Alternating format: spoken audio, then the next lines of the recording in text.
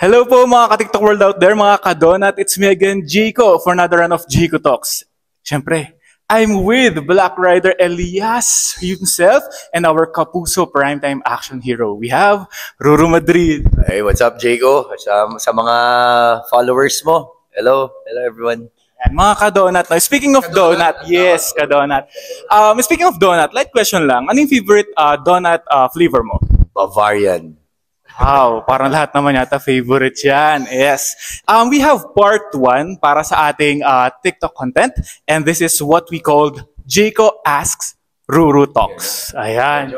So, so this is like parang about Ruru Madrid and Black Rider. Ayan. So, first of all, how are you? I'm fine, thank you. Hindi, galing ako ng taping, so medyo puyat-puyat pa, pero grabe. I'm happy. Siyempre, very well said. You're happy. In life naman, all we have to do is happy lang, di ba? Ayan. Since 2012, you joined Protege. Talagang nasubaybayan ko yan. Sina Thea, Jeric, ganyan, di ba? Madami nang nangyari. So you're in the business and as a Kapuso for 12 years now. How grateful are you with the GMA sa mga binibigay nilang mga projects sa'yo?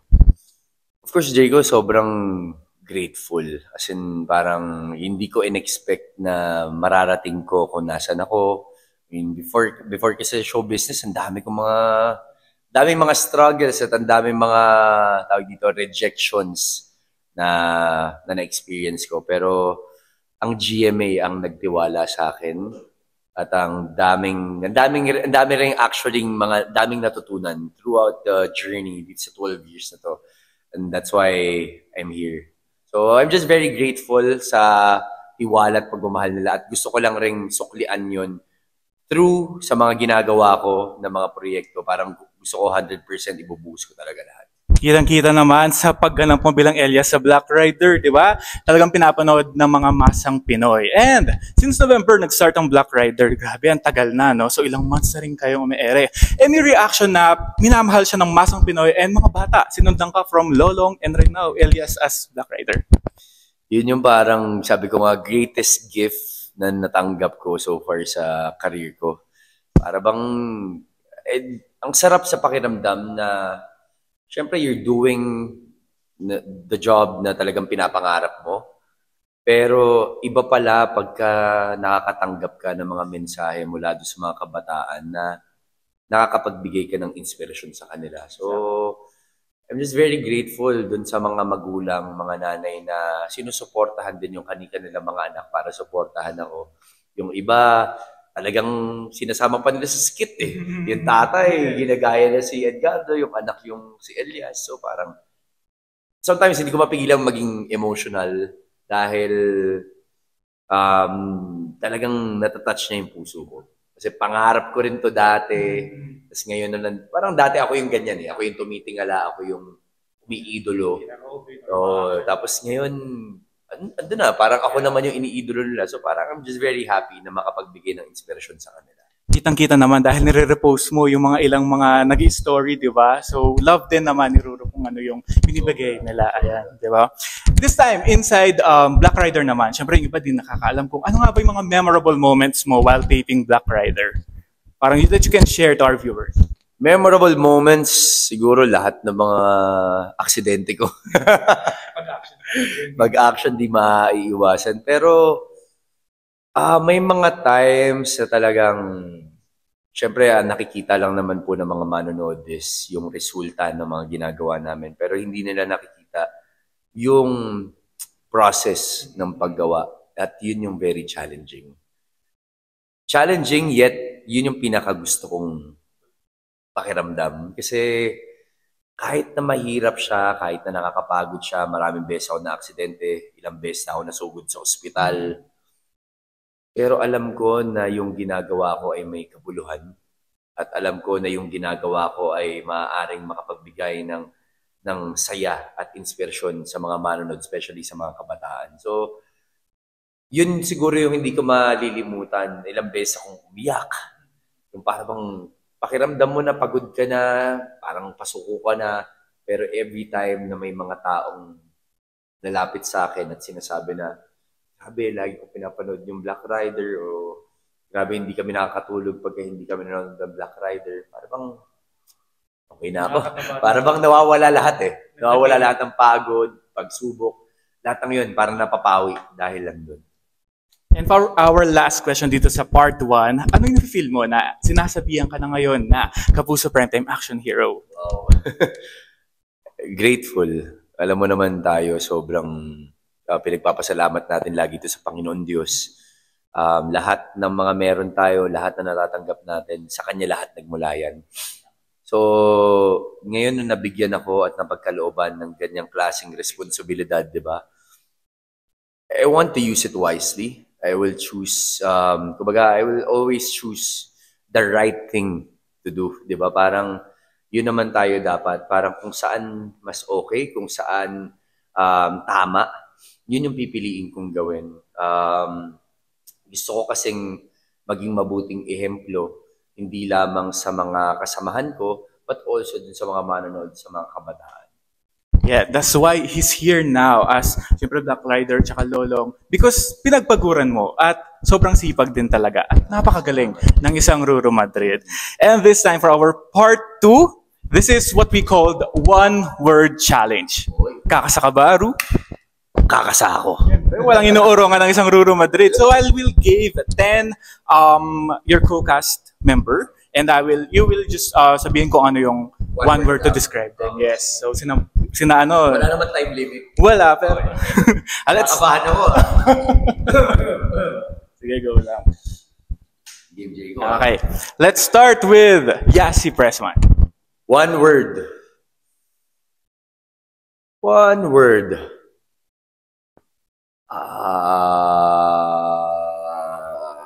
Talented. Of course, marunong sumayaw lahat na, no?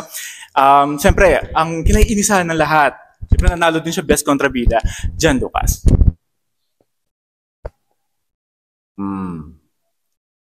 Calvin. Calvin meaning wala nang ibang babagay pa sa Calvin kundi siya. Actually, talagang positive lahat yung reviews about his character. Miss Gladys Reyes. Wow. Pwede bang i-one word natin yung mata-mata acting? yes, yung iba gumagawa yung ganyan, para lang ano eh. Yes, okay yun, valid yun. Magaling naman ang isang Gladys Reyes, of course. Empoy. Funny. At my friend. Ayan. Mateo Gudicelli. Mateo, makulit. Makulit pala siya sa set. Ayun. Alam ko ano ulit, tahimik. Mas makulit pa pala sa akin si Mateo. Ayun, yun hindi natin alam. Mr. Raymart Santiago. Oh. Raymart Santiago. Ano ba? Chill? Pwede. Oo, chill. Kita naman natin, oo. Mr. Raymond Bakatsing. Yun. Calmness. Yun yung power ni Senyor. Yung pagiging calm niya sa eksena lagi. Kasi syempre, sanay tayo, pag action dapat na. Di ba ganun? Pero pag kasi Sir Raymond, Elias, pumunta ka dito.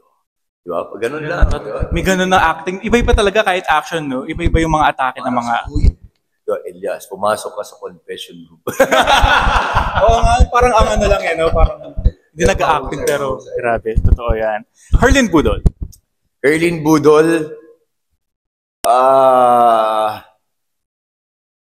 Masaya. Lagi masaya. Lagi yung ano niya talaga personality, even on offset. Yes. Lagi siyang, laging magalaw. Ganyan, masaya siya lagi. Of course, sure, yung nanay mo dito, Miss Rio Locsin. Nanay. Puso. Siya yung puso ng Black Rider. Siya talaga yun. Parang kung wala si Nanay Alma, hindi mag-work ang Black Rider. Ito yung tandem niyo talaga. No? Kitang-kita. Parang totoo talaga, actually. And of course, Miss Angela Kang. Si Angeli, siguro siya? Dedicated. Yan. Dedicated. Oo, kasi nag-start pa lang naman siya. Pero kita naman yung growth niya as an actress. Yun. So, nakasa naman ni Mr. Rule Madrid ang one word to describe challenge. Si Barbie din nahirapan. Sa daldal kong to, di ko sabi niya kanina recently. And let's start with part 3. Dahil 12 years ka na in show business, nasa Kapuso, I challenge you na guess your role or your character name sa mga pinagbidahan mo mga teleserye dito sa Kapuso Network. 5 lang naman to. Let's see. Unang-una, Paroa. Ano yung name mo? Ako dito si Rasul. Isa akong paro-parong tao. Isa akong parowa. Yan. Siyempre, kalag din. First project, kaya unforgettable talaga yan. So, hindi na makakalimutan. With Miss Barbie Forteza, of course. And sa Let the Love Begin. Ako dito si Eric. Isa akong DJ sa radio show. Tama ba? Yes. Galing, ha? Yan yung first, ano ko naman, first lead role na ginawa. Prime time pa. Na prime time, yes. And To the One I Love with Kylie Padilla. Yun, syempre, di ko rin makakalimutan yan. Ayan ang second project namin ni Kylie na ginawa, Emong. Tatay ko rin dyan si Sir Raymond Bagatsing. And fourth, The Right One. The Right One, syempre si Liam Herrera. Yan ang first ever project namin ng aking mahal.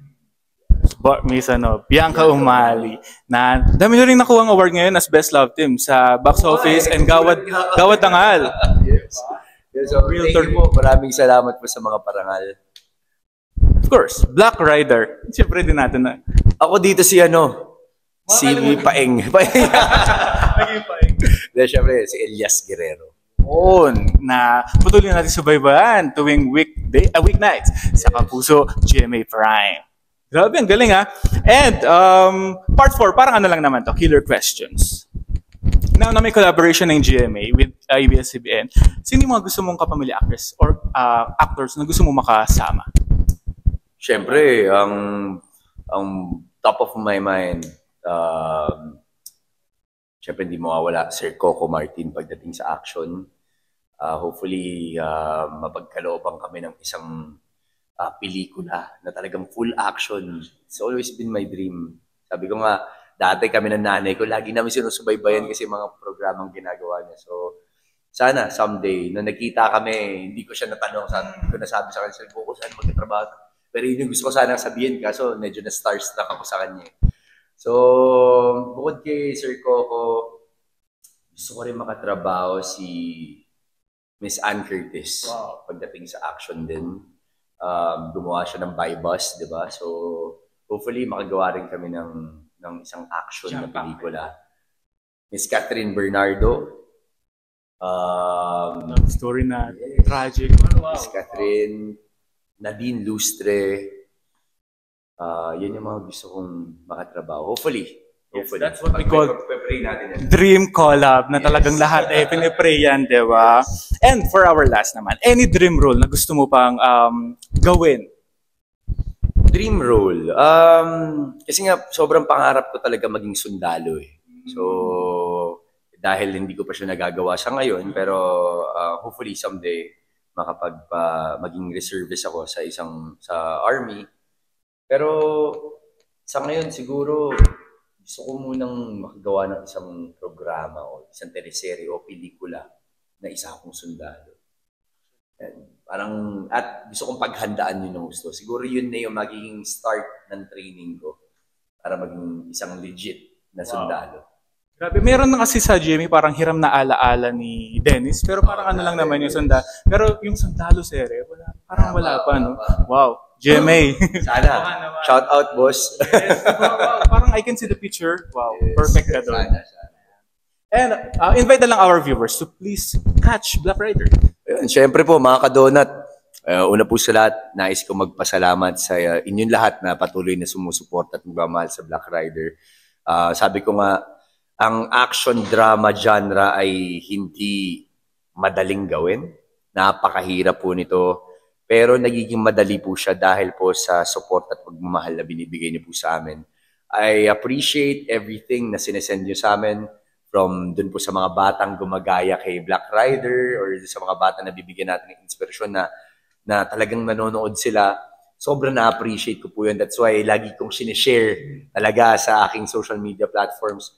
Pero gusto ko magpasalamat. Kayo po ang dahilan kung bakit kami tumagal ng ganito. Kayo po ang dahilan kung bakit po kami nandito. At hindi pa po tapos ang laban ni Elias Guerrero. Kaya patuloy niyo po sanang suportahan gabi-gabi sa GMA Prime 8 p.m. at meron din po sa GTV ng 9:40 p.m. Salamat mga kadulan. Once again, Ruru Madrid. Thank you very much.